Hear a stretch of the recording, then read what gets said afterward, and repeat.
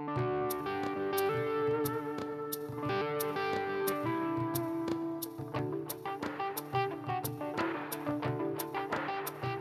friends, welcome to Raising Lifelong Learners. I'm your host, Colleen Kessler, and this is the podcast where I encourage you to trust yourself and your differently wired kiddos as you help cultivate their curiosity, encourage them to discover the world around them, embrace who they are wired to be, all while helping them discover their passions, interests, and raise them to become the amazing adults they're meant to be. Hey, welcome back. This is episode 264. Today we're talking all about collaboration, which is the first of 6 C's we are going to talk about over the next 6 episodes. Okay, so this is the beginning of a series, and it's taken directly out of chapter 6 of my book, The Homeschool Advantage, a child-focused approach to raising lifelong learners. You can get it anywhere books are sold, but I wanted to take the time, in case you haven't read it, or just to encourage you to go read it, to give an overview of what these 6 C's in education are that I talk about in the book and what the point is of learning about them and applying these skills and these strategies and ideas to your homeschool. All right, so get ready. This is going to be a good episode, and pop those earbuds in. Special shout out and thanks to CTC Math for continuing to be a great sponsor. And let's get on with today's episode. Okay, here we go. Today we are going to dive into a theory of education that came out of Dr. Kathy Hirsch Pasek's book, Becoming Brilliant: What Science Tells Us About Raising Successful Children. She says in the book that there are 6 key skills that will help kiddos become thinkers, and they're crucial to helping them become contributing members of their communities and good citizens as they forge a fulfilling personal life. That's a direct quote from the book, and I love it because it's a really great kind of thumbnail understanding of how kids' brains work, how education works, and why all of these things are important, and frankly, how we can apply them to our own teaching and education in our homeschool so that our kids have the best start to life. I want to do a deep dive on each of the 6 key skills here on the podcast. So we're going to take the next 6 episodes and deep dive into one on each episode. So the 6 skills that Dr. Hirsch Pasek talks about in her book are collaboration, communication, content, critical thinking, creativity, and confidence. So each episode over the next couple of weeks are going to be about one of those key skills. Today we're going to be talking all about collaboration. Dr. Patricia K. Cole also adds to this idea that when we look at studies on very young babies, even newborns, they're captivated by the human face. And according to Cole, that fixation on the human face it's rooted in the science of how humans grow and learn. And it's explained by a complex neural network that is designed to help us understand social cues, or what neuroscientists refer to as the social brain. So our kids are hardwired to work in collaboration and communication and creativity with others, and that leads to them understanding the content that they're learning about and thinking critically, and then leads to extreme and advanced confidence. And we want that for our kids. We want our kids to be able to work within a community because, frankly, our world is communal. We live in community with others. And so we want to find ways to incorporate these 6 key skills in our homeschool. Okay, so today we're talking all about collaboration. It's not just an abstract concept, but we want to talk about it as a foundational part of learning and growing with our kids. Collaboration lies at the heart of the homeschooling that we do, not just in the idea that you have to work in groups in school or whatever. A lot of times that's what we think about when it comes to collaboration in education. But a collaborative environment within our homeschool can look as simple as getting our kids' input on what they're going to be learning about, or as complex as having your kids work together or have them work together with their greater community. The fact of the matter is, Our kids are growing in a society that is collaborative. They need to participate in society in order to live a full life and in order to grow, in order to make change. I'm recording this in an election year, right? It's actually, this episode is coming out during the week following an election.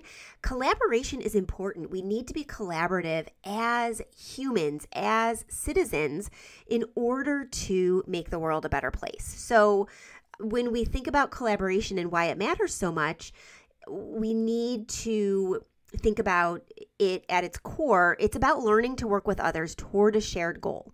It's about giving our kids the tools they need to listen, to communicate, to compromise. And while it's easy to think of collaboration as something like for the workforce or for a traditional school environment, maybe a group project, it actually starts right in our homes. That's the cool thing about collaboration. We have the ability to get started on building the foundation of collaboration right in our very own homes. Okay, so collaboration teaches our kids a bunch of different things, not just how to get along, though it does do that, but it helps build resilience, it helps build flexibility, problem-solving skills. It's learning to see things from other perspectives and recognizing the value in other people's ideas, even when those ideas don't align with their own. This is especially important for our neurodivergent kiddos who may sometimes struggle to understand or express their own emotions, or they might have difficulty with social cues. I want to share a story from my own homeschooling journey that really illustrates the power of collaboration. When my kiddos were younger, I taught a class at our homeschool co-op using a science kit. I got the science kit from Carolina Biological, if you're looking for it after I mention it. I don't have any affiliate links for Carolina Biological, but I love this kit and I've recommended it to many people. In fact, we did it most recently about 2 years ago, and we still have one of the organisms from it living in our home as a pet. We have a millipede, a giant African millipede. But when I taught this class, I ordered that science kit. It was Life in a Rotting Log. It was a habitat. It was basically a microhabitat. And I was teaching the kids about those symbiotic relationships and collaborative relationships and microhabitat within the science class. It had all sorts of creatures, pillbugs, crickets, millipedes. Most of the kids were fascinated by this Life in a Rotting Log habitat. Most of them. My daughter Molly, who is now 17 and has heard me talk about this story so many times, she was not super interested in this habitat. In fact, Molly didn't even want to touch anything or get close to the insects because she's not a super duper fan of the outdoors. She's not an animal person. It'll be interesting to see as she grows up if she ends up having pets of her own because she's been surrounded by animals all her life. I remember when she was very young, and I've told this story so many times she just rolls her eyes when she hears it, but I was writing for publication. I was freelancing at the time. I was writing chapters in science books for publishers like Harcourt Brace and National Geographic School Publications. I was writing school and library binding books, those individual titles that you find in school libraries and public libraries that are on like one specific topic, so you can check it out to write your book reports and things like that, or science reports. And most of the writing that I was doing was science writing. And I published a book full of science activities. And you're going to be a real author when you write something that doesn't involve gross science and dirt.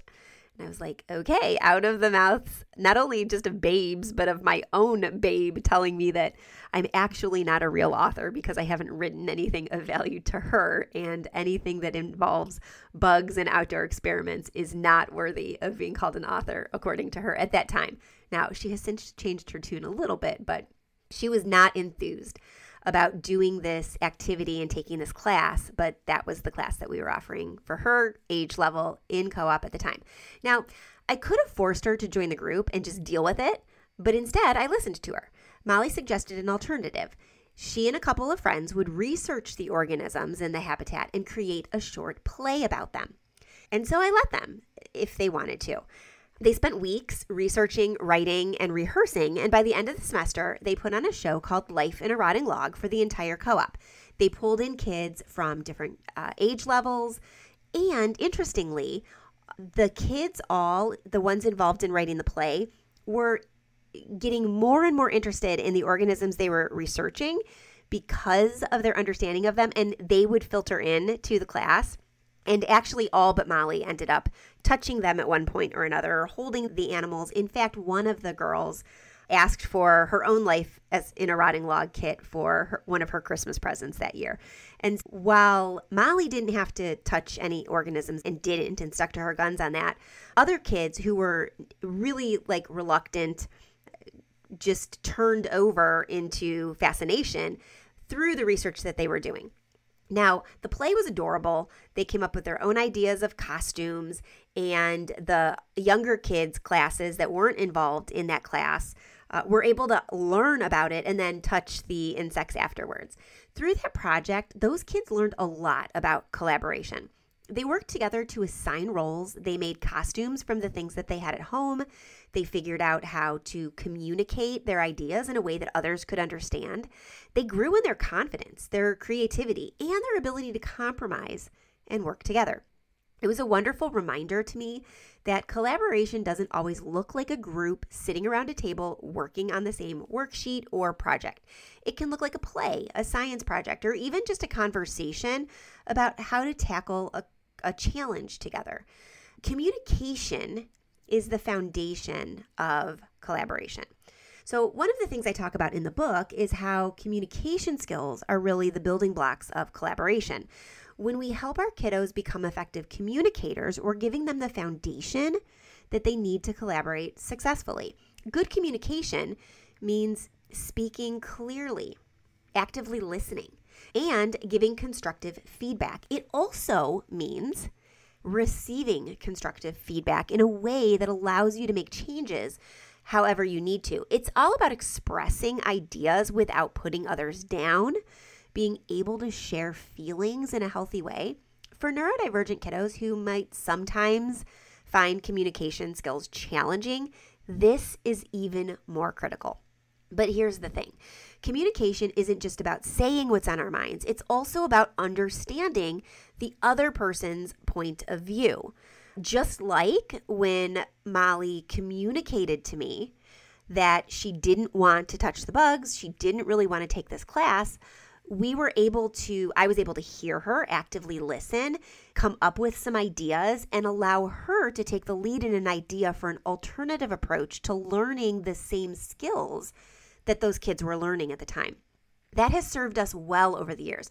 Molly didn't want to do hands-on dissections, and so she did simulated ones on the computer or on paper. There's a great shop on Teachers Pay Teachers, Getting Nerdy with Mel and Gertie. I love them. They have these paper models of dissections that you can buy and you can print out. They're designed for the classroom, but you can use them as homeschoolers as well. And so it's important to hear our kids. It's important to empower them to be collaborative. And it's not just when it comes to projects and stuff like this. It's when it comes to life. Communication isn't always just about speaking up in a situation like we discussed with Molly. It's also about hearing our kids and helping them come up with solutions. I remember a time when one of my kiddos encountered some very mean comments while playing an online game. And they came to me and we talked about how some people might hide behind screens to say things they wouldn't in real life and in person, and how we need to be careful. And that's why we limit the way we use computers. We also keep our computers in a communal area of the house so that we can be there to understand what's going on and our kids can ask questions as they pop up. That conversation was an opportunity to teach my kiddo empathy and understanding, two critical parts of communication and collaboration. It was also a good jumping off point to help our kids understand, my kids in particular, understand that online isn't always safe and we need to be really careful about what we're sharing with others and how we're communicating. And we also have to remember that what is said online isn't usually, frankly, something we should take to heart, because people say things that they wouldn't say otherwise when they're online. Okay, so how do we help our kids build collaborative skills in a homeschool setting? So maybe you're not involved in a co-op. We are not involved in a co-op anymore. We have not been involved in a co-op since the pandemic because the co-op that we were a part of didn't regroup after the pandemic. And then we moved, and the co-ops in the area that we moved to were mostly geared towards younger children, and mine were older by the time we got here. And how do we build these collaborative skills when we're not always around others. One way is by creating opportunities for our kids to work together on projects. This doesn't have to be complicated, and it doesn't even have to be school related. Maybe you have to paint your deck. Maybe you have a bunch of leaves in your yard that need raked up before winter hits. Maybe you need to winterize your chicken coop if you have a crazy chicken husband like I do. Maybe it's something that needs to be worked on around the house and you can collaborate on that. Maybe it could be a cool art project where they have to share supplies, or a cooking project where they each take on different roles in the kitchen or different roles in the meal.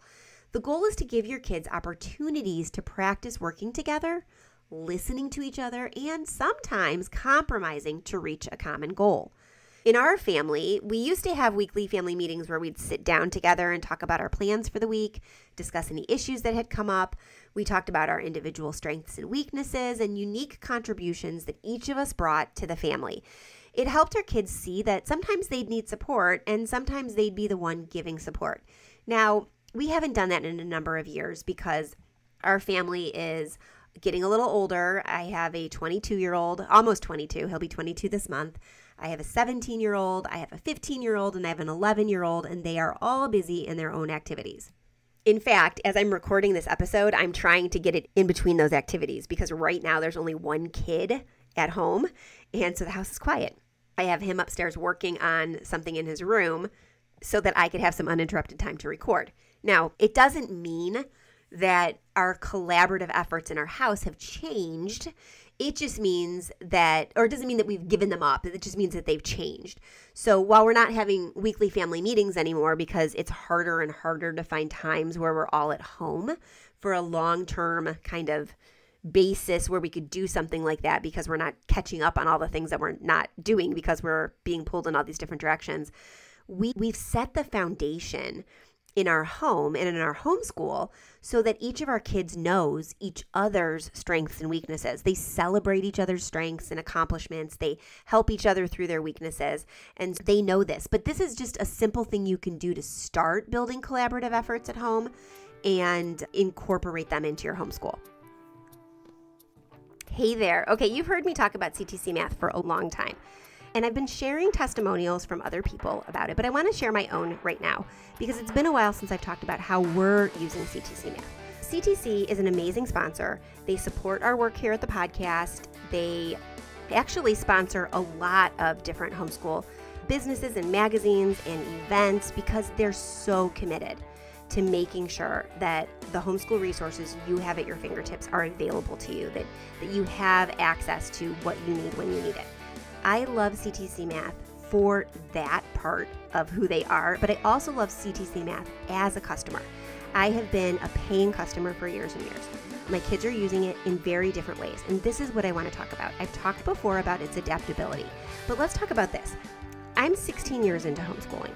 This is my 16th year, and our kids are using it very differently. I've got one kiddo who's very advanced in math. That kiddo is a grade level and a half ahead, and I have their level set to mastery at 90%, meaning they have to get 90% or above to move on to the next set of math problems because that child doesn't have to speed through it. They're already a year and a half ahead. And so I want them, if they're going to continue to accelerate, I want them to accelerate with deep understanding. My other kiddo who's currently using it is right on grade level, maybe a couple lessons behind. And so that kiddo's mastery is set at 80% because I don't need that kiddo to understand every single section and get every single problem right. I need that kiddo to understand the big picture of the concepts, get at least a B's level of work done so that they can move on to the next level because that particular kiddo is probably not going into a mathy career. But they need the basic understanding. CTC allows the flexibility to do that. If you've got a kiddo, say, in late elementary school who is absolutely brilliant in math and can skip ahead to some high school level math, your subscription includes all the way up to calculus. You don't have to wait. You don't have to buy multiple levels of programs. If you've got a kiddo who you hit a snag and you realize, oh my gosh, we missed that section when we were learning third grade math and now we've got to go back to do it. You don't have to go out and buy a third grade math workbook. You just go to the section in the 3rd grade math program level and have your kiddo do that. How flexible is that? You have every level from kindergarten all the way to calculus at your fingertips for a very affordable price. Check out ctcmath.com. If you go over to the show notes and you click on the link, it will give you whatever the current discount or special they're offering Raising Lifelong Learners listeners. And you can check that out and take advantage of that. I so appreciate CTC. I know you're going to love it. And if you don't, they have a money-back guarantee. So you really do have nothing to lose. If you have any questions about CTC, you can always reach out to me, and I'm happy to answer those questions. All right, let's get back to today's episode. Okay, so one thing that we can do to help with creative expression in collaboration is with our younger kids in particular, we can incorporate a lot of pretend play into our home and our homeschool. It's a wonderful way to practice collaboration. When kids take on different roles, whether they're pretending to be doctors, teachers, superheroes, or explorers, they're learning to understand different perspectives. They're practicing the give and take of working with others, which is a critical part of collaboration. Recently, my youngest, who's 11, has been packing up his backpack full of binoculars and a compass and snacks and a field journal and all sorts of other stuff. I don't actually know what's all in it because he's very secretive about this. He goes on exploring expeditions in our woods in our backyard and occasionally takes my youngest daughter, who's 15, but still loves outdoor adventures, and they collaborate. They've been building lean-tos in the woods, and recently they told me that they want to collaborate and build a fire and cook hot dogs over the fire. And they're pretending to be explorers in the yard and doing all of these things and then collaborating on how they're going to build up their new environment. Older kids, though, can still benefit from creative expression and play to help them with collaboration. They can try creative activities like theater, music, dance, where they have to work as part of a team to put on a performance. Activities like this give them a chance to collaborate in a structured setting while developing skills that'll carry them into adulthood. I can't think of a better thing for every child to try at least once than live theater. Auditioning gets them out of their comfort zone, helps them try something new, get up in front of a panel, present material, get a little nervous, and then accepting a role, whether it's the role they really wanted or another role, gives them opportunities to deal with disappointment, to rethink and recalibrate. And then the long rehearsal process, the long hours, the understanding that everything and every person who is part of the planning of a play or a musical is just as important as everyone else. The theater that my daughter's involved in now does an amazing job of helping the students understand this. They equally celebrate the influence of the crew and the set builders and the set designers and the lighting technicians and the sound techs and the costumers, as well as the actors. Whereas in a lot of theaters, the crew's like an afterthought that doesn't come in until tech week, and the actors get all of the attention. I remember the first show that she did at this theater, the students who performed, all the performers were in the lobby at the end of the show, and a couple of the parents were gathering them together to get a group picture. And one of the actors stopped before the picture was taken because they caught sight of a crew member and said, wait, we need the crew over here too. This show wouldn't have happened without the crew, so let's get them here too.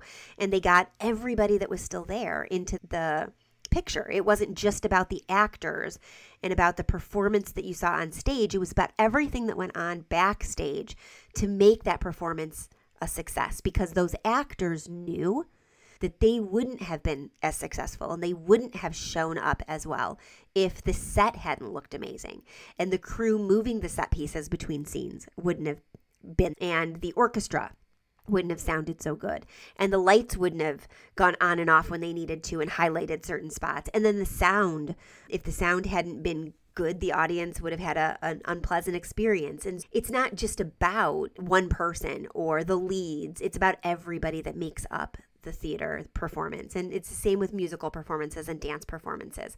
It's not just about face-to-face collaboration either. In today's world, online communication is a big part of how we connect.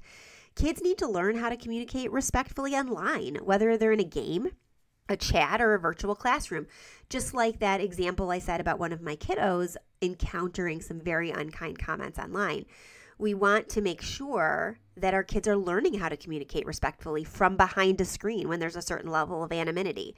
As Jim Rohn says, if you can just communicate, you can get by. But if you can skillfully communicate, you can work miracles. Understanding other people's perspectives while helping them and yourself see various perspectives is a skill that is incredibly valuable in today's world. But let's be real. Collaboration is not always easy. Our kiddos will face challenges when working with others, and sometimes it's hard to know when to step in and when to let them work it out. But when we give them the tools to handle these challenges, we're setting them up for success. I know my heart breaks, probably just like your heart breaks, when you see your kids struggling in areas outside of the home. Maybe it's with friends, maybe it's just with a peer group, and it's not somebody that they naturally gravitate towards. And there's a reason they would naturally gravitate towards having a friendship with them. Our kids are put up against so many challenges. And in this world of social media and being able to talk easily behind other people's backs, it's a tough place for tweens and teens to navigate. And so we want to make sure that we're encouraging our kids to learn these collaboration skills so they can communicate effectively. And we're going to be talking about communication in just a couple episodes. Kids can feel frustrated when things aren't going their way. They might struggle to compromise, especially when we're raising neurodivergent kids. So when we can encourage that open and honest collaboration, we can help them navigate those feelings. We want to remind them that collaboration does not mean always agreeing. It means finding a way to work together respectfully, whether it's in a classroom setting, in an online setting, or just within the family. Okay, I want you to remember collaboration is about so much more than just working on group projects. It's about building those social and emotional skills that help our kids succeed in all areas of life.